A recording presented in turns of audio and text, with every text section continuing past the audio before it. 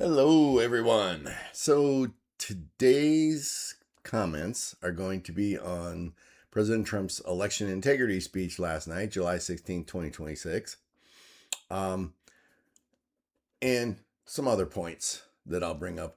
Um, I have to admit, the speech didn't go exactly the way I had hoped it would last night. I guess my expectations I had them a little too high, probably.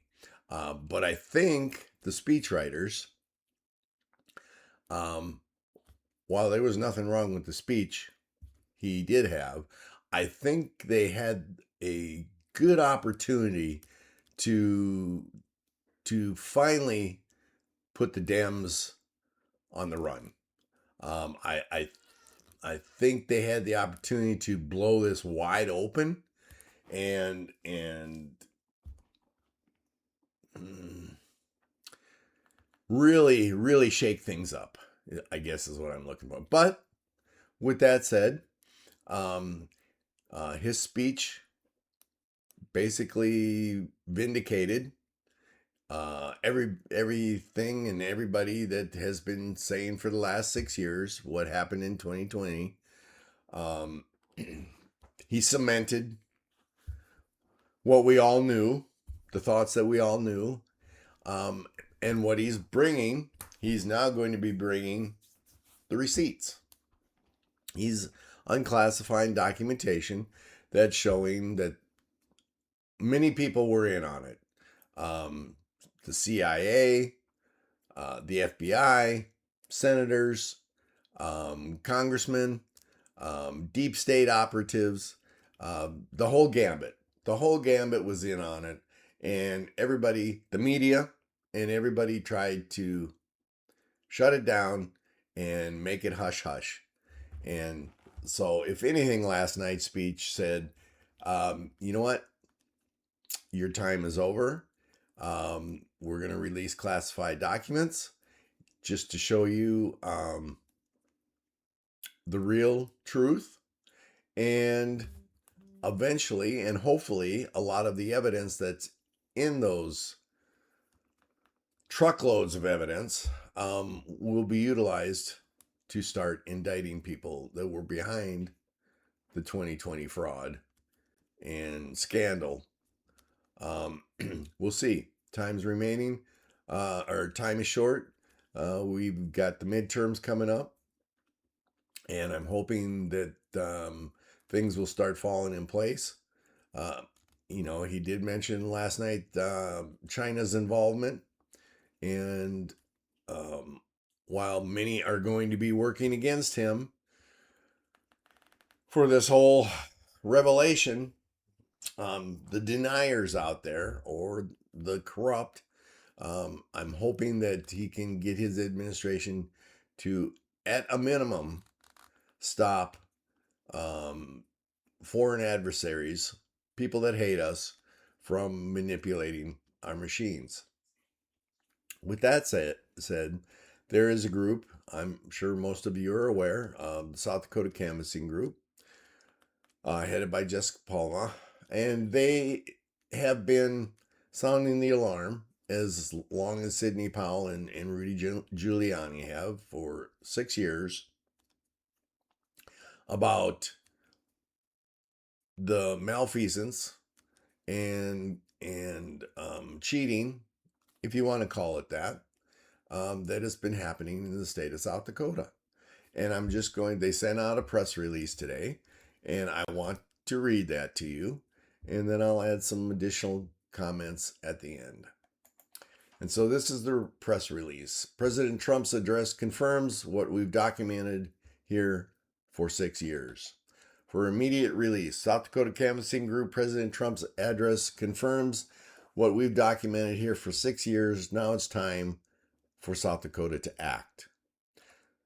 In response to President Trump's address last night exposing the shadow government's cover-up of compromised 2020 elections, including foreign data theft, voting machine vulnerabilities, fraudulent registrations, and non-citizen voting, South Dakota Canvassing Group today calls on Governor Larry Roden, Attorney General Marty Jackley, and legislative leaders to immediately review state election systems, work with Department of Homeland Security on all security measures, and prepare to pass comprehensive election reforms. For more than 6 years, our volunteer poll watchers, citizen auditors, and election observers have documented patterns in South Dakota that match the exact vulnerabilities the president detailed. These were not glitches or isolated mistakes. They were systematic weaknesses that were designed to allow bad actors to exploit our processes, and officials too often resisted transparency and accountability when we raised alarms. And there were many alarms that were raised. They go on to point out some of the things that they've observed over the years. The mail ballot identity theft scheme in 2020 and in subsequent election cycles, voters in multiple counties claim not to have requested or returned an absentee ballot. However, state voting records attribute a vote cast to them. This is stuff that was found in Red State, South Dakota. This matches the national pattern of deliberate voter identity theft in which fraudulent mail ballots were cast in the names of registered voters unbeknownst to them. No adequate investigation or explanation was ever provided at the time. Similar suspicious mail ballot patterns and chain of custody gaps have continued in later years. Voter roll and registration irregularities. Citizen reviews and public records requests have repeatedly turned up non-citizens, deceased individuals, and duplicates on South Dakota's voter rolls. Just recently, one citizen auditor in Lawrence County identified nearly a dozen deceased voters on the rolls in her precinct and successfully challenged them for removal. These issues persisted despite the passage of SB 140 in 2023, which has never been properly implemented by the Secretary of State, the one that just got removed during the convention, Monet Johnson. The president's confirmation of industrial scale registration fraud in other states and nationwide non-citizen findings of potentially 1 to 2 million underscores why South Dakota's participation in the SAVE program is imperative. Voting equipment and transparency failures.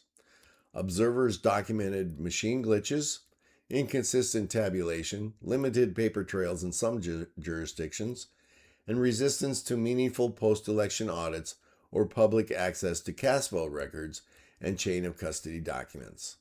South Dakota Canvassing Group volunteers have years of documented history of encountering obstruction and outright lies about the mere existence of the federally required digital audit trail. In 2026, SB 114 codified public access, however, language added by Deputy Secretary of State Tom Diedrich makes redaction requirements excessive and overly cumbersome, effectively still blocking public auditing capabilities of South Dakota elections.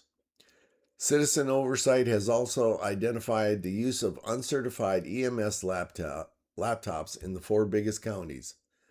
The use of illegally certified voting systems statewide since at least 2020, poor cyber hygiene practices at the county level, vote drops in election night reporting, and most recently, primary election results in some races matching the vote percentage spread of the test results or mock elections, which is not statistically possible. I find it odd. I'm going to stop there. I find it odd. If you look back at the Jackley and Mike Rounds contests, they both garnished around 70, if not a little more than 70% of the vote. Both of them. It was also reported by Trent Lewis that race in Nebraska, or some races in Nebraska, the exact same percentage numbers. I find that rather odd. And again, Primary election results in some races matched the vote percentage spread excuse me, of the test results or mock elections. Recently declassified CIA documents reveal electronic election equipment is built to run virtual machines which alter real election data undetected.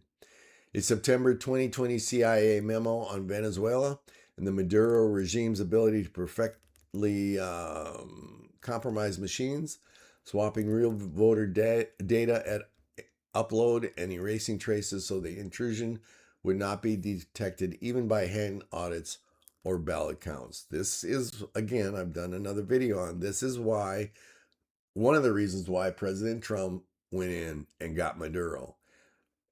He, along with Cuba, went in and were messing with our elections. They had 3 engineers from Cuba or from Venezuela that created software that could be utilized to mess with our machines. And then you had Iran, you had China, you had members of Russia, Cuba, and Venezuela sitting there on election night 2020, and they were changing and manipulating the numbers. It's proven. It's proven. It has been proven. All of our South Dakota voting equipment is sourced in communist China. Centralized internet connected cloud-hosted voter roll and election night reporting software. South Dakota's voter data is hosted by NoInc on the Microsoft Azure government cloud platform. This platform has been identified as compromised by Communist China by the Secretary of War, Pete Hegseth, as well as President Trump said last night. Anomalous data has been identified in this system, such as brand new voters having 11/3/2020 votes backdated into their records for up to 3 years after the 2020 election. In every election we have been monitoring since 2021, votes have been recorded for voters before the election has even occurred, which means the system is performing functions it is not programmed to do. And in 2024, the statewide total vote system crashed. A Microsoft outage was blamed. However, there was no federally required Microsoft Azure outage reported by Microsoft for the date the crash occurred. Department of Homeland Security Mullen stated today, they can change your voter registration records and your vote, and these facts are not up for debate. These problems align with the multiple intelligence assessments confirming foreign capabilities to exploit U.S. voting systems. Resistance to accountability. When citizens and poll watchers flagged anomalies, many were dismissed, and records requested were slow-walked or denied. This is all true. This is all fact. This created an environment where problems festered rather than being investigated and fixed. Exactly the dynamic the president described at the national level. Last night, the president provided the American people with legitimate receipts that validated what we have been documenting and warning about in South Dakota since 2020, said Jessica Palma, president of the South Dakota Canvassing Group. The shadow government knew. They lied and hid the truth. They are the real election deniers. We have been telling the truth all along. Now we must repair the damage they caused so every citizen in our state can believe in our elections again. Fortunately, states are not starting from scratch. Resources such as the Model Election Laws Handbook was designed to address each of these vulnerabilities with specific statutory language based on the 10 principles of the U.S. Citizens Election Bill of Rights. It directly addresses the problems we have seen. Strict mail ballot qualification, public processing, no curing, and election night results reporting. Principle 3. Proof of citizenship, rigorous ongoing voter roll maintenance and database verification, secure hand-marked paper ballots, bans on vulnerable foreign technology, and real independent audits, and full transparency of all records and citizen standing to enforce the law with real penalties, of which the penalties are very rare. These reforms close the exact vectors exploited in 2020 and beyond. Also, South Dakota election law was built around the hand count process, and South Dakota can immediately move to hand counting paper ballots in the precinct on election night in the midst of this national security crisis. There are currently 0 electronic election systems certified for use in the United States that are not foreign sourced or vulnerable to foreign adversaries. Dominion and ESS machines are basically run by foreign entities.